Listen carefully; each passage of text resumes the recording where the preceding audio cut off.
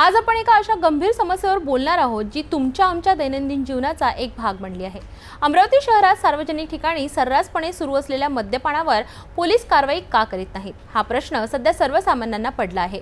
एका बाजूला अकोला पोलिसांनी सार्वजनिक ठिकाणी दारू पिणाऱ्यांवर कारवाईचा बडगा उगारला असताना अमरावती पोलीस मात्र याकडे दुर्लक्ष करीत आहेत। आणि का?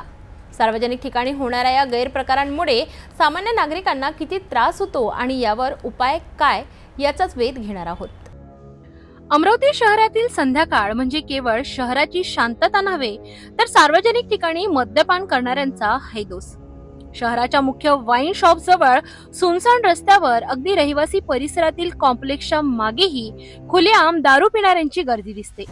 रामपुरी कॅम्प येथील कॉम्प्लेक्सच्या मागील बाजूस तर जणू काही मद्यपानाची जत्राच भरते। गाडगेनगर पोलीस स्टेशनच्या अगदी जवळ असलेल्या वाईन शॉप जवळही हीच परिस्थिती आहे।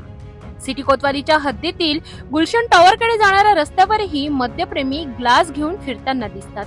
विशेष म्हणजे या ठिकाणी त्यांना ग्लास, सोडा आणि चकनाही सहज उपलब्ध होतो। या परिसरामध्ये टॉकीज, बँक, कोचिंग क्लासेस, दवाखाने आणि रहिवासी वस्त्या असूनही ही परिस्थिती कायम आहे।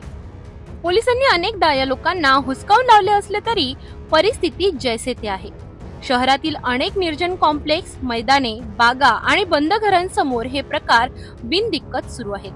अकोला जिल्ह्यात पोलीस अधीक्षक अर्जित चांटक यांच्या मार्गदर्शनाखाली अशा प्रकारच्या गुन्हेगारांवर कठोर कारवाई करण्यात आली। त्यामुळे सामान्य जनतेमध्ये आशेचा किरण निर्माण झाला। मग अमरावतीच्या पोलिसांनाही ही कारवाई का जमत नाही असा प्रश्न आता नागरिक विचारू लागले आहेत। सार्वजनिक ठिकाणी दारू पिणाऱ्यांना आता कायद्याची किंवा पोलिसांची भीती राहिलेली नाही असेच चित्र आहे। अमरावतीकर आता अकोल्याप्रमाणे इथेही अशीच कारवाई कधी होणार याची आतुरतेने वाट पाहत आहेत। तरी होते अमरावती शहरातील सार्वजनिक मद्यपानाच्या समस्येची सविस्तर माहिती। सामान्य नागरिकांना सुरक्षित आणि भयमुक्त वातावरण मिळावे ही यांची माफक अपेक्षा।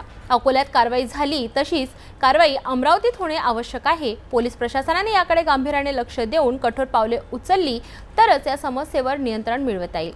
नागरिकांची सुरक्षितता आणि शहराची शांतता राखणे हे पोलिसांचे कर्तव्य आहे आणि ते त्यांनी योग्य प्रकारे पार पाडावे अशीच नागरिकांची अपेक्षा।